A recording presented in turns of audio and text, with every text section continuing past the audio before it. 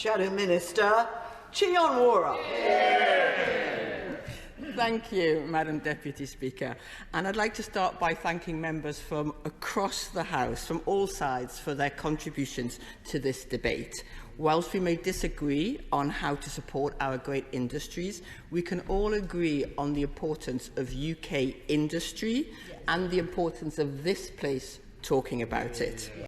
Madam Deputy Speaker, with our world-leading universities, our fantastic science base, our national heritage in manufacturing and engineering, our dedicated and flexible workforce, and the growing global demand, our industrial future should be bright. But as my honourable friend, the member for Sefton Central, set out in his opening, many of our key industries, including steel, car manufacturing and shipbuilding, are facing existential threats. In 3 hours of debate, we heard no credible plan for this government to deliver on industrial jobs, investment and growth. Members opposite are unable, for example, to explain why UK car production has halved under their watch since 2016 from 1.7 million to just 860,000 cars in this year, or why working people in this country have not seen a real terms increase in their pay since they took office. I have to ask, why did members on that side really come into politics? Was it to make working people poorer? It seems that way. 12 years they have been in power now. 12 years of low growth, low productivity. The member asks how that is relative. We want high-paid jobs, there are increases for people. Very briefly. And, Madam Deputy Speaker, I will use my third opportunity in this debate to remind the Honourable Lady that in Stoke-on-Trent we've created over 9,000 jobs thanks to a Conservative-led City Council by Councillor Abby Brown, 2,000 linked to the Ceramics Valley Enterprise Zone, up to 1,700 jobs thanks to the Kidsgrove Town deal, and 500 jobs for the Home Office. That's 10,000 plus jobs in our area. Adding to the sadly, because 10,000 jobs from ceramics went overseas to China under their watch. Unfortunately, the honourable member has just illustrated yet again how on that side they cannot answer the challenge of well-paid jobs across our country, a pay rise for our working people.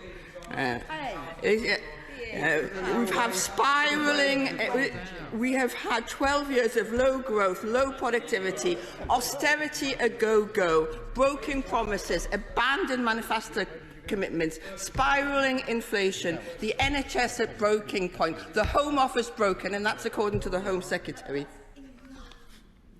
Chion Wara. Thank you, Madam Deputy Speaker. Higher taxes and higher bills from working people. What a record. At the heart of their ideology, Tories do not believe government can make a positive difference. They don't want to get stuck in, they just want to get out of the way. It's just one long season of I'm a Tory MP, get me out of here, where British business is concerned. But, as my honourable friends, the members for Bolton South East and Birkenhead so ably laid out, the state, working in partnership with the private sector, can shape and create markets. That's what industry needs, a partner to help plan for the future, provide investment in certainty, skills and infrastructure, research and development, trade and market access. The reality is, Madam Deputy Speaker, our great industries will never get the partner they deserve under Conservative governments. It's much easier to destroy than to construct. They can crash the economy, but they can't build the economy of the future. My honourable friends, the members for Pontypridd, the member for Pontypridd emphasised that net zero and growth are not in opposition.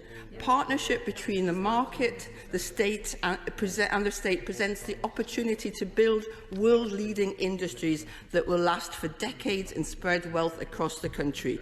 Labour believes the UK has huge potential for new green industries, such as clean steel, as championed so passionately by my honourable friends, the members for Middlesbrough, Newport East and Aberfan. With our world-leading research base and universities, skilled workforce and deep capital markets, the UK is also well placed to create new clusters of manufacturing from Bolton to Birmingham. Labour has committed to an additional £28 billion of green capital investment a year until 2030 through our Green Prosperity Plan as part of our British Wealth Fund.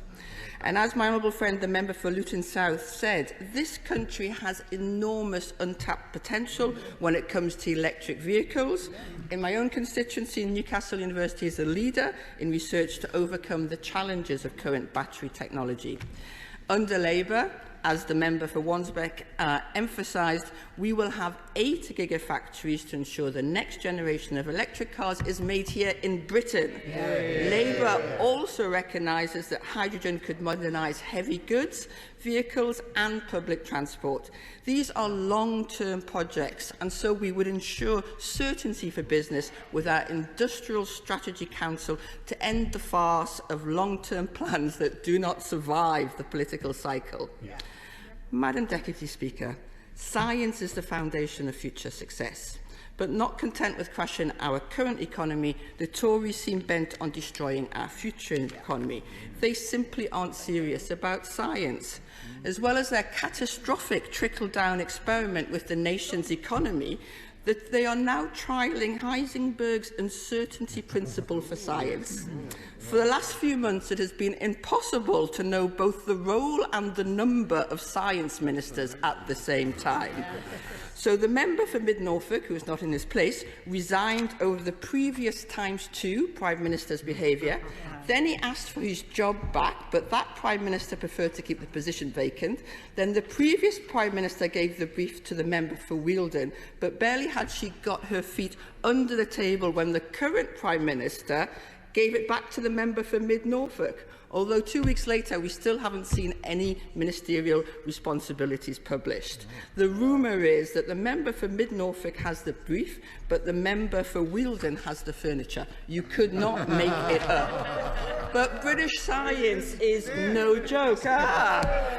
On this side, Madam Deputy Speaker, we see a clear path from world-leading British science to the jobs you can raise a family on. That's why Labour will aim for 3% of GDP invested from public and private sources into research and development, almost double the 1.7% we've been seeing under this government. Supporting the jobs of the future in life sciences, artificial intelligence, clean energy, satellite applications, semiconductors, quantum technologies and marine autonomous technologies, as championed by the Member of Parliament for Plymouth South in Devonport. Labour would maintain our membership of the world's largest science funding programme, Horizon, and we will ensure that wealth and opportunity that science brings are spread across our country more fairly. As my honourable friends, I'm afraid I have to make some progress. As my honourable friends, the member for Stockton North called for so passionately.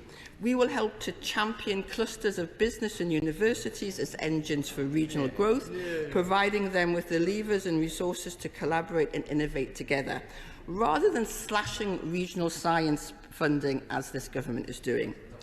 British cities lag behind our European counterparts across productivity metrics. Newcastle, famous for its industrial heritage, is less productive in GDP terms than Gdansk, Lille and Valencia. Unlike the last Prime Minister, I know that's not because British workers are, quote, the worst idlers in the world. It's because the government aren't supporting them to reach their potential. Labour will work in partnership with businesses, civil society and trade unions and finally put an end to 12 years of Tory low growth, low wages and low productivity.